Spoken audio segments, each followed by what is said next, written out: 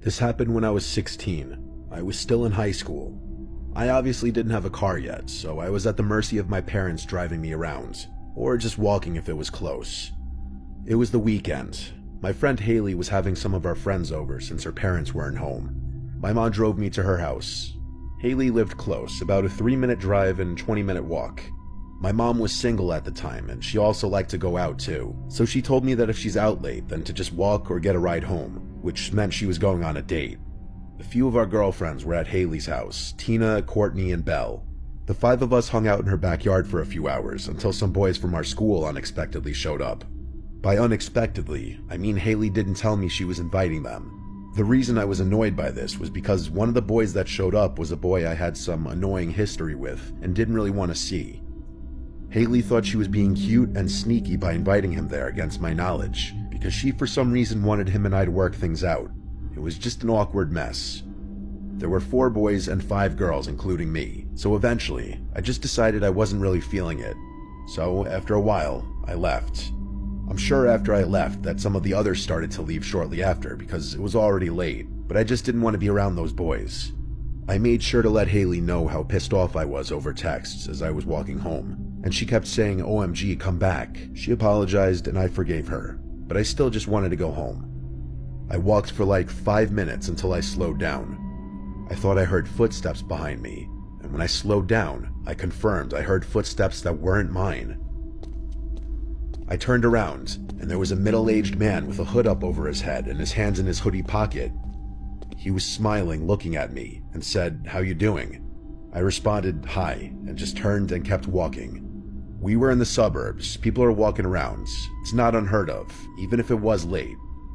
5 minutes more passed of me walking, and every time I'd glance around, that man would still be behind me, more or less the same distance away, maybe a little closer each time I looked.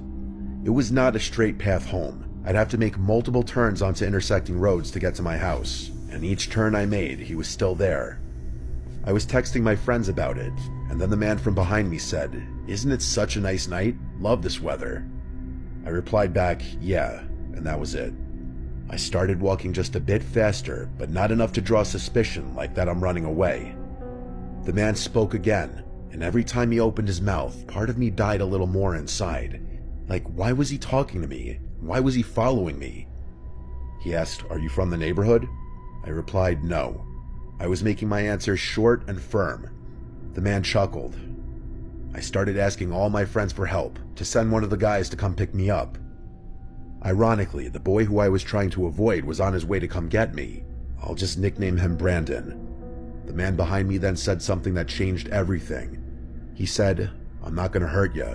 You live by the elementary school, right?" I turned around, and he stopped in his tracks.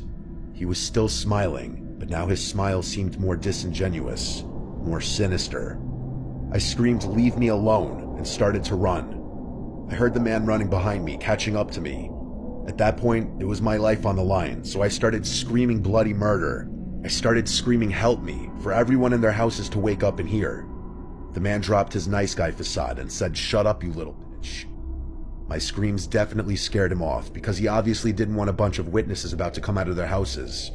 He ran away into the darkness, and I saw some lights in the houses around me turn on.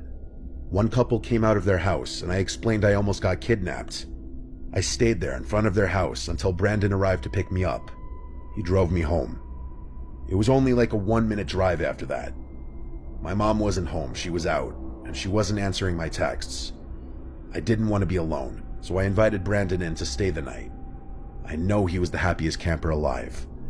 But it didn't end there. We were up late just talking and reminiscing about old times when we both heard footsteps circling the house. My room in that house was upstairs facing the backyard. We heard the gate to the backyard opening. My mom would never enter through the backyard, so something was off. I held back from yelling out, "Mom," and instead, Brandon and I just looked out the window, watching. We didn't hear any more sounds. We were expecting to see someone walking around the yard, but instead, we both heard a man's voice say, "I see you up there." I let out a very audible gasp and I stepped away from the window. Brandon yelled out something along the lines of, "We're calling the cops, you pussy freak." That's exactly what we did. The fact that this man knew where I lived, he probably knew who I was. What if he knew I was going to Haley's house? Brandon did a lot of the talking on the phone with 911. Looking back, I know he tried really hard to be the man in the situation, and I appreciated that. I was honestly so happy he came inside. The cops showed up, and their presence just made me feel safer. Even just giving them a description of this man made me feel better, like at least something was done. My mom got home soon after, and she was just as freaked out as I was. They kept a police car parked on the block for a few hours as a deterrent, thankfully. From there on, I didn't do any walking at night. I was even scared to go into our backyard after that. My mom had to have our uncle come over and install an entire security camera system. He made no effort in hiding them. They were on full display to deter that creepy man and any other creep from coming to that house. I'm glad to say that the story ended there, because this incident also prompted my mom to sell that house about a year later, just because she hated seeing me living in constant fear in that house. We never found out who that man was.